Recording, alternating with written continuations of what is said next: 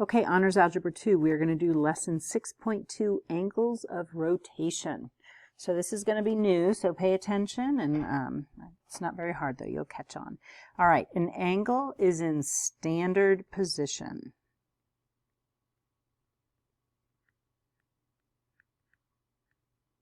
When its vertex is at the origin and one ray is on the positive x-axis. So what we're doing is we're taking angles and we're putting them on a little coordinate plane here. You can see it in the picture right there. Okay, the ray that is on the positive x-axis is the initial side of the angle. The other ray is called the terminal side of the angle. So for example, this first picture, we put an angle of 135 degrees on our coordinate plane. And it's not truly a coordinate plane though, because it's not XY. So we're just putting it on a graph. All right. The initial side is always the X positive axis. That's the initial side, the first ray of the angle.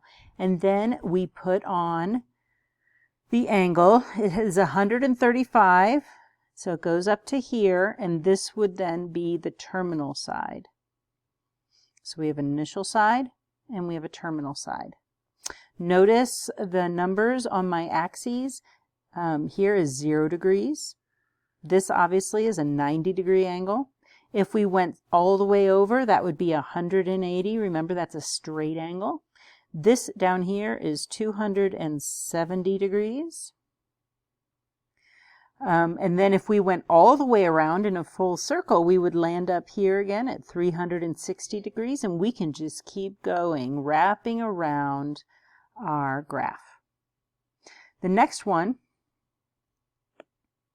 is right here. We put a negative 45-degree angle. So when we have a negative angle, we are going to go clockwise. This was a positive angle, 135, and we go counterclockwise. So since we're doing negative 45, the initial side never changes. That's the initial side of the angle. We go down 45 degrees and we have the terminal side right there. So, but since we're doing negative, this, I don't know why that's there. This should be a negative 90 right there. This should be a negative 180. This is a negative 270. This would keep wrapping around and be a negative 360. If we went 2 full circles in the clockwise direction, we'd be at negative 720, and so forth. Okay, an angle of rotation is formed by rotating the terminal side and keeping the initial side in place. The initial side does not move. It is always on the positive x-axis. And the terminal side is going to move around on your graph. If the terminal side is rotated counterclockwise, the angle of rotation is positive. And if the terminal side is rotated clockwise, the angle of rotation is negative. So, draw an angle with the given measure in standard position. So when you see the word standard position, that means you're sticking it on a graph. So first of all, it's a positive 320. So what I want you to do is label your axes. So this would be 0 degrees, this would be 90 degrees, 180 degrees, 270 degrees, and then all the way around in a full circle is 360 degrees. Now 320 is less than 360, but more than 270. So therefore, you're going to put your initial side on right there, and then you make a little arrow like this. let's see, we need about 40 degrees, so we're going to go here. And this is then 320 degrees. All right. For B, this time it's a negative 110. So here's your graph. Since it's negative, we're going to go clockwise. So label your axes. Negative 90, negative 180, negative 270, negative 360. Okay, put your initial side on. Negative 110 will go bigger than negative 90, but not to 180. So we'll just go about right there. You have to label it. Make sure you use your degree sign. And there you go. So this is one thing you're going to be doing in your homework. You're going to draw angles in standard position. Okay? Coterminal angles.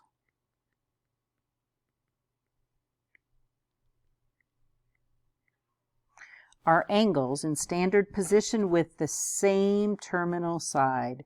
Every angle has infinitely many coterminal angles. For example, let's just go up to example A real quick, 320 degrees. Let's say instead of going 320, so remember the definition of coterminal angle is that they have the same terminal side. So if I did this angle, which means I'm going to go all the way around once, so I've gone 360, and now I end up right there, that has the same terminal side. So the big green arrow is coterminal with this yellow 320 degree angle. Same way, on that same angle, I could say, well, I'm going to go this way. Oops, I thought I changed colors there. Okay, I could go this way and I get a negative, what would that have to be? A negative 60 degree angle. Also coterminal with those other angles. All right, so all these angles, the yellow one, the green one, and the brown one are all coterminal angles. They have the same terminal side, but they all have different measures.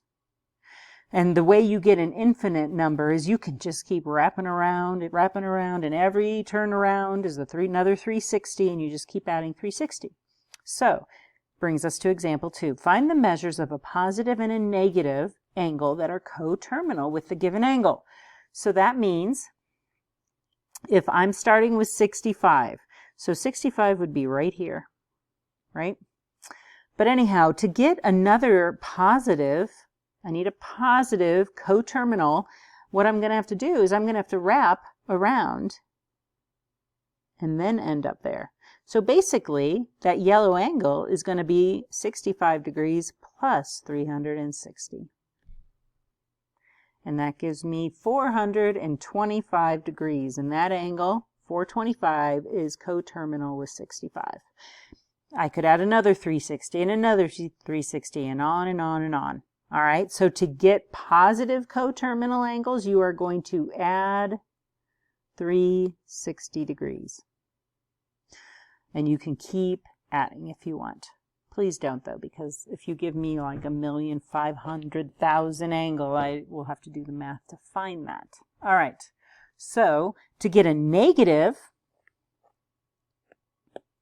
here's the brown angle's my 65, remember? So to get a negative, I'm going to go like this. How can I do that mathematically? I'm going to start with that 65, and instead of adding 360, I'm going to subtract 360.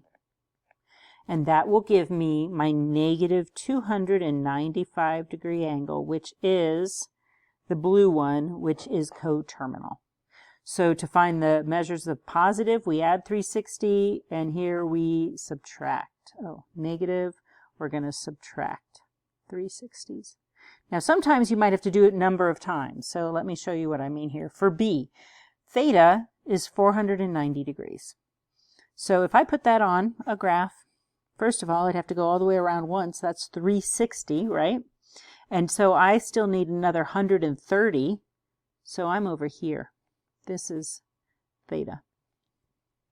Okay, so I could say a positive is 490 plus 360. Because that's what I said to do, right? I said to add 360. And that's fine. You're going to get what? 850? That's positive. Or since I wrapped all the way around once, I could also say, well, 490 minus 360. I'm still going to be a positive angle, aren't I? I'm going to be 130. This is the smallest positive coterminal. And now I still need to get a negative coterminal angle. So to get a negative, I'm starting at 490. If I subtract 360 once, I'm still positive. So now I'm going to take that 130 and I'm going to subtract 360 again. And that will give me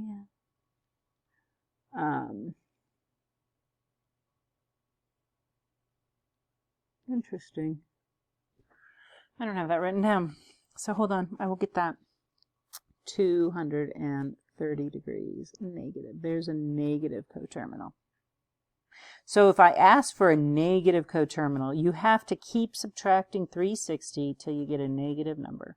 If I ask for a positive, you usually add, but sometimes you can just go ahead and subtract. I'd prefer you to give me the lower, the smaller coterminal angles. Okay.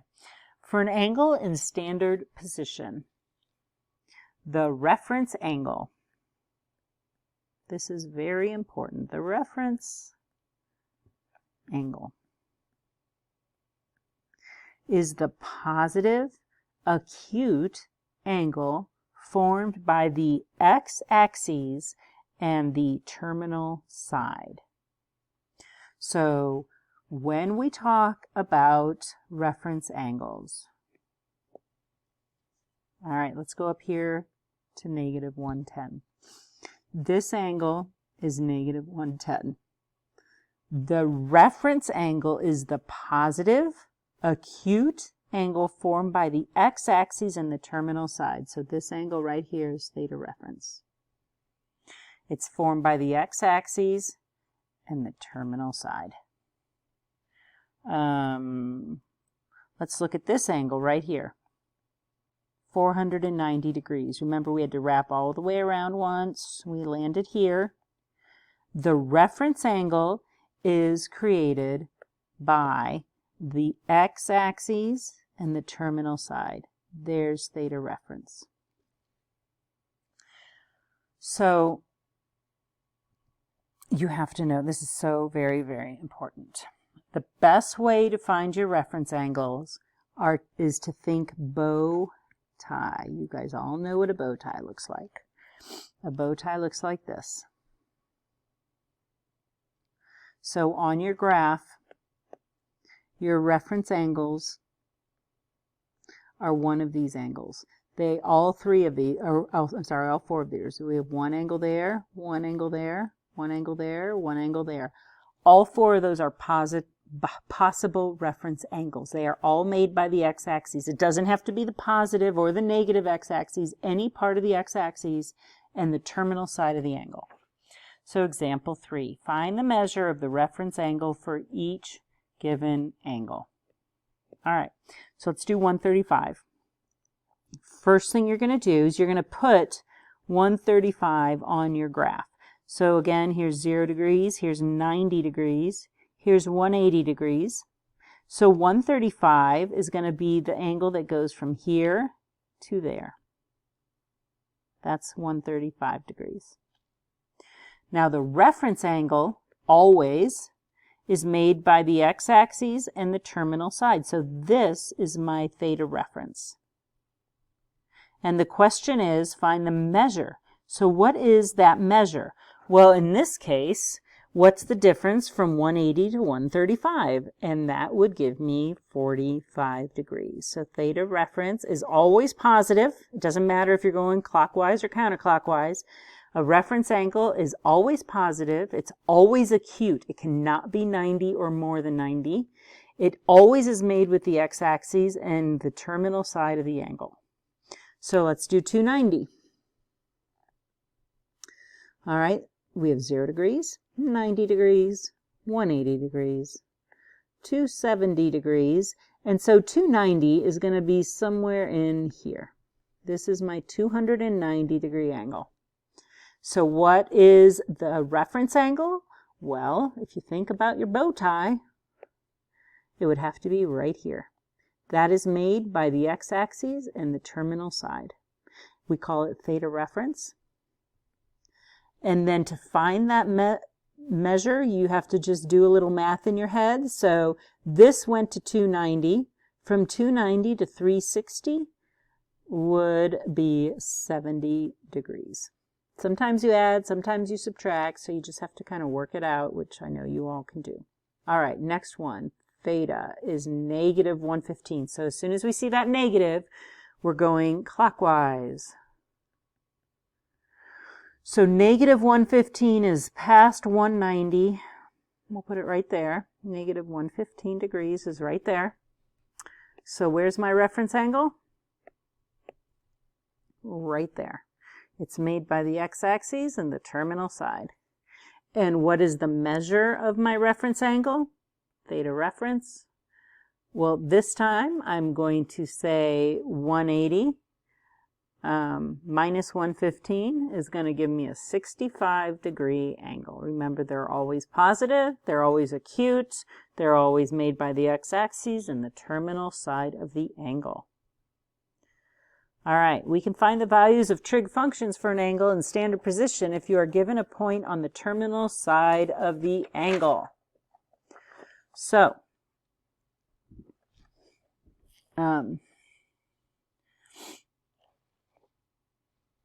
we have a point here with the coordinates x, y. This distance, of course, will be the absolute value of x. This distance here will be the absolute value of y. R is the hypotenuse, it's the radius. And so sine of theta, here's your theta right there. Well, here's your theta, but this is your reference theta. And sine of theta is going to be y over r, opposite over hypotenuse. Cosine is going to be adjacent over hypotenuse, and tangent is y over x. These are really important. They're going to come up again. All right, so that's a little bit hypothetical. So let's just do an actual problem here, and you'll see what I'm talking about. Okay, so example 4. Point 46, or P at 46 is a point on the terminal side of angle theta in standard position. So let's find that. Here's my graph. 4, 6 would give me this point right there at 4, 6. I don't like that green. Okay. 4, 6. Now what I'm going to do with that is I'm going to draw a right triangle like this. This is 4. This is 6. Right? That's what the coordinates mean. All right. So the question is, what is my hypotenuse? Or we call it a radius because this is like a circle going around here. So you'll see an r instead of hypotenuse. But we can use Pythagoras for that. So we'll say 4 squared plus 6 squared. Come on.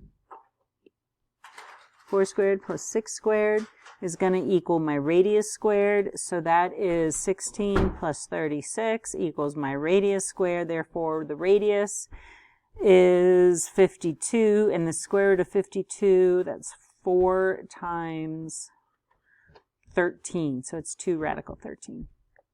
There's my radius right here. So this distance right here is 2 radical 13. All right, so the question is, so we've put our, here's my theta right there. Find the exact values of sine, cosine, and tangent. So sine is going to be, this is my reference angle, right? Opposite over hypotenuse. 6 over 2 radical 13. Rationalize. And I have 6 radical 13 over 26.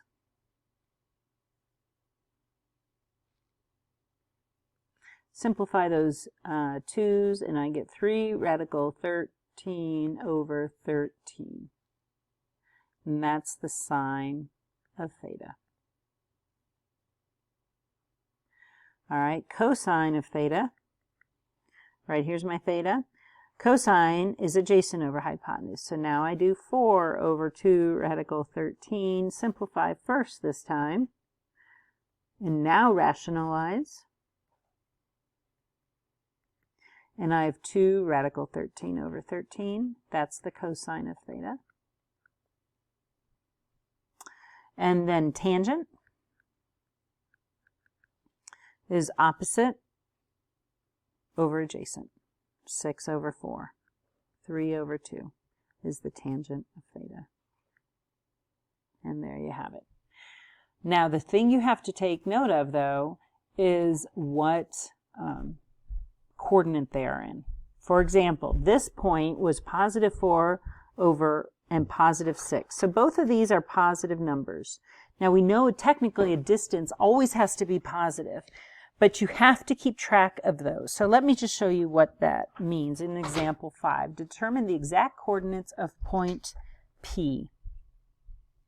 So we're down here. Here's P. We need to find those coordinates. We need to know X and we need to know Y. I'm going to, and we're told the radius is 6. I'm going to call, oh, interesting. All right, I'm going to call this X. I'm going to call this Y. I know in this, for this point P, Y has to be a negative number, right? X has to be a positive number. Now I also know that if this whole angle is 300, what's my reference angle here? Theta reference has to be 60 degrees. That's the difference from the x-axis to the terminal side. So that's what I'm going to use. I use my reference angle. So I'm going to say the cosine of a 60-degree angle is equal to opposite. No, the cosine is adjacent over hypotenuse or radius. So x over r, which means first of all, that would be x over 6. And now cosine of 60. If you put that in your calculator, you're going to get 1/2. And in the same way, if you use your special right triangles, if it's a non-calculator problem, remember we have 1, 2, radical 3. Here's my 60-degree angle. The cosine of 60 is 1/2. And there it is, 1/2 equals x over 6. Therefore, 2x equals 6, and x is 3. So I know the x coordinate now based on that. Then I can also find the y coordinate by doing the sine. So the sine of 60, here's my reference angle, is opposite over hypotenuse. So that would be y over r, and r again is 6. What is the sine of 60? Well, you could, if it's non-calculator, then you can use your special right angles. The sine of a 60 is opposite over hypotenuse. So that's radical 3 over 2. Whoa. Radical 3 over 2 equals y over 6. So that means 6 radical 3 equals 2y, and y is 3 radical 3. But now I stop and I think, wait, I'm in quadrant 4. In quadrant 4, y has to be negative. So now I account for that and I say, well, x is positive over there, but y has to be negative. So I stick the negative 3 in there, and there are the coordinates. So the trick with the reference angles, just in case I wasn't clear, the cosine of a 60-degree angle is the same as the cosine of a 300-degree angle, because this is the reference angle for that. And the sine of a 60-degree angle is the same as the sine of a 30-degree angle or 300-degree angle, because 60 is the reference angle for 300. Okay, that's what's so important here. So here we go. Let's do a story problem and then we're done. A restaurant in the round building rotates clockwise so diners can view the city. 50 evenly spaced window tables are numbered clockwise from 1 to 50. A waiter noted where table 1 was at the beginning of his shift. At the end of his shift, the restaurant had made 4 complete rotations, and table 1 was then where table 22 had been. Through how many degrees had the restaurant rotated during the waiter's shift? So basically, table 1 ended at table 22's spot. So how many, what is the difference from 22 to 1? 21. All right, 22 minus 1 is 21. So we went 4 full rotations, and then we went 21 of, how many total is there? 50 rotations. So we went 4 full rotations and a portion of another full rotation, times 360 degrees. So we're just going to multiply those. So, you know, you can do that a number of ways. You can make this an improper fraction, which is 221 over 50 times 360 degrees. You could say 4.42 rotations times 360 degrees is 1 rotation, right? Rotations cancel. Either way you do it, you're going to get 1,591.2 degrees. That's how much it turned. So it went like this. It went around 4 times, 1, 2, 3, 4, and then all the way over to here somewhere. Cool. There's your answer.